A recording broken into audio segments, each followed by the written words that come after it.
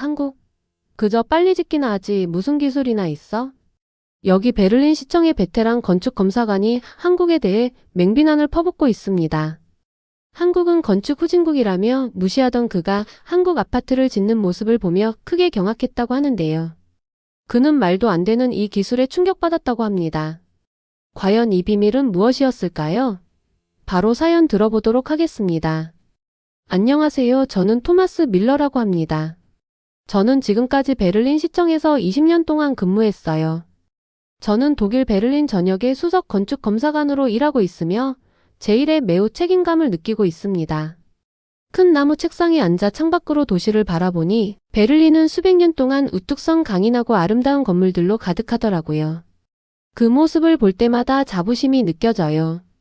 독일 건축물은 세계 최고라고 모두가 인정하죠. 저는 책상 위의 서류들을 정리하며 동료인 안나에게 물었어요. 오늘은 특별한 건축 프로젝트라도 있나요? 안나는 고개를 저으며 별다른 건 없어요. 동쪽 지역의 아파트 리모델링 작업뿐이에요. 라고 말했어요. 저는 만족스럽게 고개를 끄덕였어요. 모든 일이 계획대로 진행될 때가 좋거든요. 이곳에서 20년 동안 일하면서 베를린의 모든 건물이 안전하고 견고하며 아름답도록 체계와 규칙을 만들어 왔어요. 독일의 공학 기술은 완벽합니다. 정밀하고 신중하며 꼼꼼하죠. 우리만큼 잘 짓는 사람은 없어요. 이건 단순한 제 의견이 아니라 사실입니다. 그 후 안나가 서류들을 들고 들어왔어요. 방금 도착한 서류예요. 라며 두꺼운 서류철을 제 책상 위에 올려놓으며 말씀하셨어요. 베를린의 새로운 프로젝트에 대한 여러 나라의 설계도입니다. 저는 약간 찡그리며 말했어요. 외국 건축업자들은 종종 우리 독일의 높은 기준을 이해하지 못하죠. 그들의 작업은 보통 실망스럽습니다. 외국 설계도들은 보통 실수와 지름길로 가득하죠. 특히 아시아 쪽은 더욱 그렇죠. 늘 서둘러서 일을 처리하더라고요. 저는 한국 같은 나라들을 생각하며 말했어요. 저는 한국에 가본 적도 한국 건축물을 가까이서 본 적도 없지만 그들이 모든 것을 너무 서둘러 짓는다고 들었거든요. 한국 건축물은 제대로 만들어지지 않고 안전하지 않을 거예요. 아마도 몇 년 안 가서 무너질 겁니다. 이런 말은 제가 여러 번 해왔어요. 어쨌든 우리 사무실에서는 모두 독일 방식이 최고라고 믿고 있거든요. 평생 그렇게 배워왔으니까요. 안나가 자리를 떠난 후 저는 서류철을 열어 서류들을 살펴보기 시작했어요. 건축허가서, 리모델링 요청서 등 여러 서류들 사이에서 뜻밖의 것이 있었어요. 바로 현대건설이라는 한국 회사의 설계도였어요. 이들은 베를린 외곽에 대형 아파트 단지를 짓고자 한다고 하더라고요. 큰 청사진들을 책상 위에 펼쳤어요. 문제와 실수가 잔뜩 있을 거라 예상했거든요. 하지만 한국의 설계도를 자세히 살펴보니 뭔가 이상한 일이 일어났어요. 제 자신만만한 미소가 서서히 사라지더라고요. 이 설계도들은 놀라울 정도로 상세했어요. 어쩌면 독일 회사들이 보통 내놓는 것보다도 더 정교했죠. 설계도에는 프리캐스트 공법이라는 건물의 일부를 공장에서 제작한 후 현장에서 거대한 퍼즐 조각처럼 맞춰 조립하는 방식이 나와 있었어요. 저는 이런 방식을 본 적이 없었어요. 지진에 대비한 특별한 설계와 시간과 비용을 절약할 수 있는 노동자와 자재, 배치에 관한 기발한 아이디어들도 있더라고요. 제 심장은 조금 더 빠르게 뛰기 시작했어요. 전혀 예상하지 못한 모습이었으니까요. 어떻게 한 한국 회사가 이렇게 훌륭한 설계도를 만들 수 있었을까요? 이건 독일 우월성에 관한 제 모든 믿음을 도전하는 셈이었어요. 저는 혼란스러우면서도 호기심이 생겨 의자에 기대었어요. 오랜 세월 동안 한 가지에 확신을 가져왔던 제가 어쩌면 잘못 생각하고 있었을지도 모른다는 생각이 들었거든요. 직접 확인해봐야겠습니다. 라고 결심하며 달력을 확인했어요. 내일 한국 건설 현장을 방문하기로 마음속에 확신했어요. 이 인상적인 설계도가 단지 종이 위에만 머무는지 아니면 실제로 그 설계대로 건설할 수 있는지 확인해야겠다는 마음이었어요. 다음날 아침 배 속에서 이상한 느낌과 함께 일찍 일어났어요. 한편으로는 한국 건설 현장에서 문제를 발견하길 바랐거든요. 그래야 한국 건설 실력은 부족하다는 제 믿음이 그대로 유지될 테니까요. 그러나 그때 제가 본 것은 완전히 충격적이었어요. 건설 현장은 제가 지금껏 방문했던 곳과 전혀 달랐어요. 모든 것이 완벽하게 조직되어 있었죠. 노동자들이 마치 연습된 무용수들처럼 유연하게 움직였어요. 모든 사람이 자신이 해야 할 일을 정확히 알고 있는 듯 했어요. 고함도 혼란도 놀랍게도 소음도 거의 없었어요. 자재를 실은 트럭들이 딱 알맞은 시각에 도착했어요. 너무 일찍 도착해 자재가 손상되지도 너무 늦어져서 지연되지도 않았어요.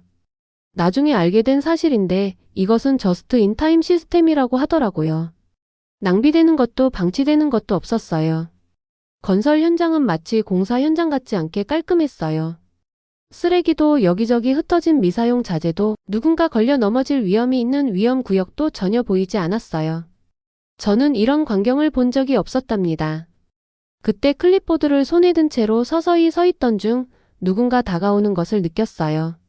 그는 눈에 띄게 밝은 노란 안전모와 현대건설 로고가 있는 안전조끼를 입고 있었어요. 시청 검사관 밀러 씨 맞으시죠? 라고 그가 미소 지으며 손을 내밀며 말씀하셨어요. 저는 놀라움을 감추려 애쓰며 고개를 끄덕였어요. 어떻게 제 방문 소식을 아셨을까요? 오늘 온다는 말을 아무에게도 하지 않았거든요. 저는 이준 현장 관리자입니다. 라고 그가 말을 이었어요. 그의 독일어는 아주 좋았고 약간의 억양만 있었어요. 그는 현장을 둘러보며 자부심 어린 눈빛으로 빛나고 있었어요. 이번 주 검사 일정에 제 이름을 보셨다면서요. 기꺼이 저희 작업장을 소개해드리겠습니다. 이준 씨의 열정은 무시할 수 없었어요. 현장을 둘러보면서 제 클립보드에는 예상했던 위반 사항 한 점도 적히지 않았어요. 오히려 저는 그들의 방법에 대해 질문을 멈출 수 없었죠. 가장 인상 깊었던 것은 노동자들을 대하는 태도였어요. 한 구역에서는 노동자들이 출근 전에 함께 아침 체조를 하며 몸을 풀고 있었고 모두가 함께 점심을 먹는 깔끔한 임시 식당이 있었어요. 그 분위기는 마치 가족 모임 같았답니다. 한국에서는 노동자들을 잘 돌봐야 좋은 건물이 만들어진다고 믿습니다. 라고. 이 씨가 제 혼란스러운 표정을 보시고 설명하셨어요. 행복하고 건강한 노동자들이 더 좋은 일을 하거든요. 인정하기 싫었지만 저는 감명받았어요. 제가 상상했던 한국 건설 현장의 혼란, 지름길과 부실 공사가 전혀 없었으니까요. 그러다 현장의 한 구역에 도착했을 때 노동자들이 공장에서 제작된 거대한 프리캐스트 콘크리트 벽체들을 조립하고 있는 모습을 보았어요. 마치 거대한 3D 퍼즐의 조각들처럼 완벽하게 맞물려 있었죠. 그 정밀함은 정말 놀라웠습니다. 이 방식은 시간을 절약해주고 품질을 보장합니다. 라고. 이 씨가 한 매끄러운 콘크리트 면을 손으로 쓰다듬으며 설명하셨어요. 각 부재는 공장 내에서 통제된 조건 하에 제작되므로 현장에서 직접 건축할 때보다 실수가 적습니다. 현장 견학을 계속하면서 또 한 가지 특이한 점을 발견했어요. 노동자들이 태블릿을 이용해 건물의 3D 디지털 모델을 확인하고 있었어요. 몇 번의 터치만으로 현재 작업이 전체 프로젝트에서 어느 위치에 해당하는지 정확히 확인할 수 있었죠. 심지어 가장 어린 노동자들도 이 기술에 익숙해 보였어요. 견학을 마치고 나서 제 클립보드에는 위반 사항 한 점도 기록되지 않았지만 제 머릿속에는 새로운 아이디어들이 가득했어요. 저는 혼란스러우면서도 스스로에게 약간 화가 나기 시작했어요. 20년 동안 한 가지 믿음만을 고집했는데 불과 몇 시간 만에 그 믿음이 깨지는 기분이었거든요. 그날 밤 비 내리는 소리를 들으며 잠자리에 들었을 때 저는 제 속에서 이상한 감정을 느꼈어요. 어쩌면 저는 단순히 한국 건설 현장에서 문제를 찾길 바랐던 제 자신을 발견했어요. 그래야 제 믿음이 안전하게 유지되었을 테니까요. 며칠 후 저는 사무실로 돌아왔고 안나는 곧바로 뭔가 달라진 제 모습을 눈치채더라고요. 한국 건설 현장은 어땠어요? 라고 안나가 살짝 웃으며 물었어요. 저는 어쩔 줄 몰라 하며 어깨를 으쓱하고 아직 평가할 시간이 더 필요할 것 같아요. 라고 중얼거렸어요. 사실 제가 얼마나 감명받았는지 말하기가 참 어려웠거든요. 그동안 제가 확고하게 믿어왔던 것들을 부정하는 것처럼 느껴졌거든요. 그러던 어느 비 오는 화요일 아침 모든 것이 달라졌어요. 현장에 도착하니 여러 관리자들이 임시 대피소 아래 모여 심각한 표정으로 서 있었어요. 그 가운데 이준 씨가 태블릿 화면을 가리키며 서 있었죠. 평소의 차분한 분위기는 어둡고 무거운 긴장감으로 대체되어 있었어요. 제가 천천히 다가가자 왠지 모를 호기심과 동시에 솔직히 인정하자면 약간의 만족감도 느껴졌어요. 어쩌면 이번에는 한국팀이 고군분투하며 실패하는 모습을 보게 될지도 모르겠다는 생각이 들었거든요. 그리하면 독일 전문가로서 제가 개입할 이유가 생길 테니까요. 이준 씨께서 저를 발견하시고 걱정스러운 표정으로 손짓하며 말씀하셨어요. 중대한 문제가 생겼습니다. 라며 태블릿을 제게 보여주셨어요. 특수유리 패널의 공급업체가 제때 납품을 못하고 있습니다. 그들의 공장에서 사고가 발생했거든요. 저는 즉시 상황이 얼마나 심각한지 알 수 있었어요. 이 유리 패널들은 단순한 창문이 아니라 건물 외벽의 대부분을 이루는 에너지 효율이 뛰어난 패널들이었어요. 이 패널들이 없으면 건설은 완전히 중단될 겁니다. 이러면 프로젝트가 몇 달이나 지연되겠네요. 라고 저는 속으로 내 말이 맞았지라는 기분을 감추지 못하며 말했어요. 독일에서는 모든 것을 완벽하게 계획하지만 가끔 지연이 발생하는 것도 당연하다고 생각합니다. 하지만 당황이나 변명 대신 이준 씨의 눈에서는 단호함이 느껴졌어요. 긴급회의에 참석해 주십시오. 라고 그가 가까운 휴대용 사무실 쪽을 가리키며 말씀하셨어요. 그 안에는 약 10명의 사람들이 테이블 주위에 모여 앉아 있었어요. 몇 명은 직접 방 안에 있었고 다른 사람들은 서울의 사무실에서 대형 화면을 통해 참여하고 있었어요. 벽에 걸린 시계는 한국이 이미 밤 늦은 시간임을 보여줬지만 아무도 피곤해 보이지 않았어요.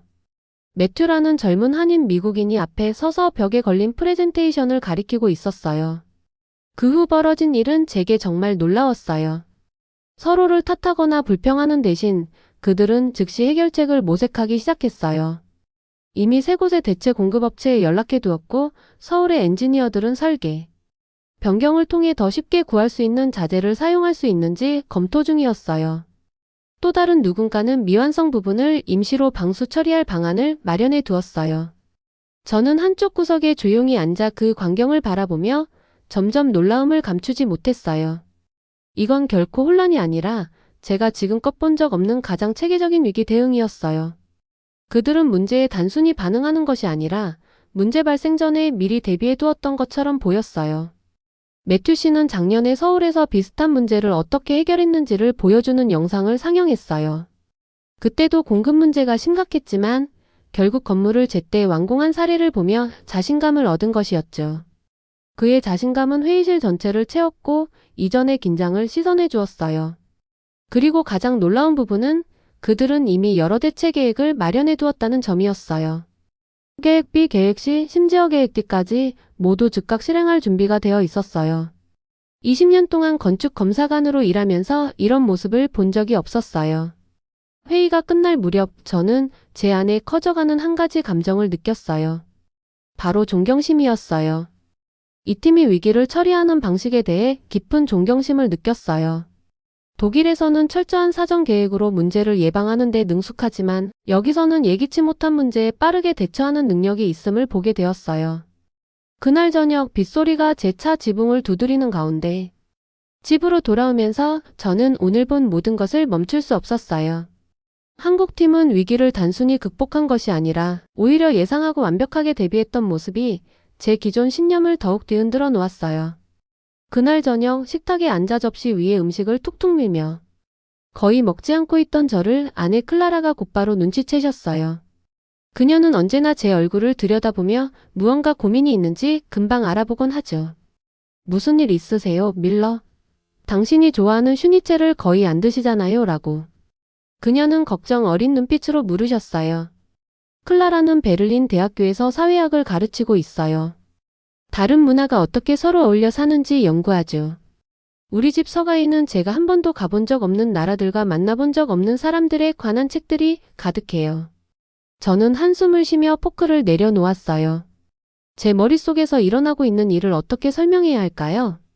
평생 독일 방식이 최고라고 믿어왔던 제가 이제는 그 믿음이 마치 오래된 벽돌 담처럼 무너지고 있었으니까요. 한국 건설 프로젝트 때문입니다. 라고 저는 마침내 인정했어요. 그들이 일을 다르게 어쩌면 우리 방식보다 더 잘 해내고 있는 것 같습니다. 그 말이 제 입에서 나오는 것이 어색했어요. 그런데 클라라는 놀라지 않고 오히려 부드럽게 웃었어요. 그녀는 모든 문화에는 우리에게 가르쳐줄 소중한 것이 있다고 상기시켜 주셨어요. 독일 사람들은 훌륭한 기획자이자 엔지니어지만 다른 문화들도 나름의 강점이 있으므려 최고라는 것이 곧 모든 것을 알고 있다는 의미는 아니니까요. 그날 밤 클라라의 얘기가 마음속에 깊이 남았어요. 저는 뒤척이며 잠들지 못했고 건설 현장에서 본 정돈된 작업자들, 깨끗한 현장, 그리고 공급 위기를 차분하게 해결하는 모습을 계속해서 떠올렸어요. 아마도 클라라가 맞는 것 같아요. 제가 너무 성급하게 판단했었나 봅니다. 다음 날 아침 저는 결심했어요. 다시 한번 건설 현장을 방문하기로요. 이번에는 문제점을 찾으러 비판자로서가 아니라 배움의 자세로 말이에요. 현장에 도착하자마자 작업장에는 이미 활기가 넘치고 있었어요. 노동자들은 각자의 임무에 집중하며 분주히 움직이고 있었고 저는 주 사무실 트레일러 근처에서 이준 씨가 젊은 노동자와 태블릿으로 무언가를 검토하는 모습을 보았어요. 그분이 저를 보자 놀란 표정이 순식간에 스치더라고요. 아마도 어제 위기회의 후에 제가 다시 올 줄은 예상하지 못하셨을 거예요. 그러나 그의 눈에는 경계심도 약간 보였어요. 저는 깊은 한숨을 내쉬며 말했어요. 저는 여러분의 건설 방식을 좀 더 배우고 싶습니다. 아마 우리 독일인도 여러분의 접근법에서 배울 점이 많을 것 같습니다. 그러자 이준 씨의 표정이 즉시 달라졌어요. 그 경계심은 따스한 미소로 사라졌고 그 미소는 그의 눈까지 환하게 밝혔어요. 마치 겨울 얼음이 봄 햇살에 녹아내리는 모습을 보는 듯 했어요. 그 후 몇 주 동안 저는 현장에서 많은 시간을 보냈어요. 이준 씨께서 한 분의 좋은 스승처럼 인내심을 가지고 혁신적인 기술들을 소개해 주셨어요.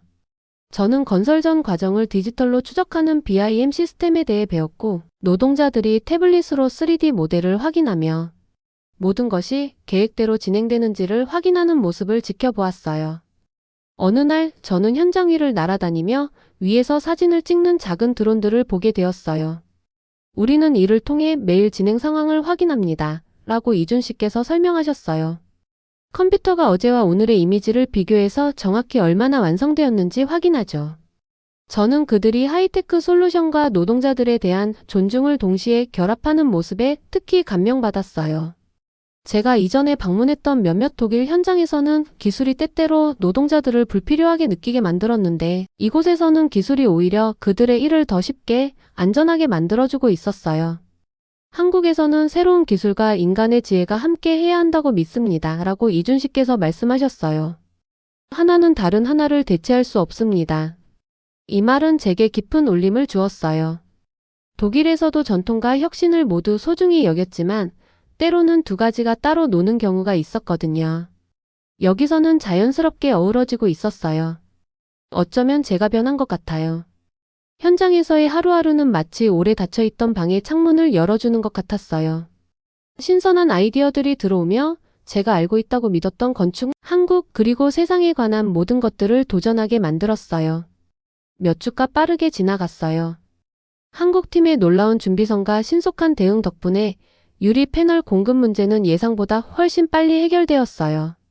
그들은 디자인에 약간의 수정만 하면 되는 폴란드의 새로운 공급업체를 찾았고 건설은 거의 문제없이 계속되었어요.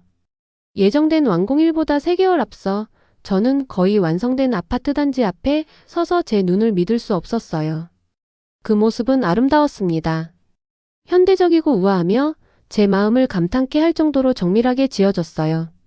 햇빛에 반짝이는 유리 패널들이 건물 외벽에 빛나는 무늬를 만들어내고 건물은 강인하면서도 우아하게 보였어요.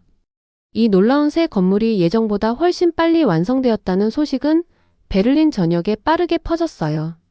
도시 곳곳에서 사람들이 이 건물을 보러 몰려들었고 신문 기자들은 사진을 찍어 한국 건설의 기적이라는 제목의 기사를 작성했어요. 심지어 제 상사인 슈미트 국장도 현장을 방문해 감탄하며 둘러보셨어요.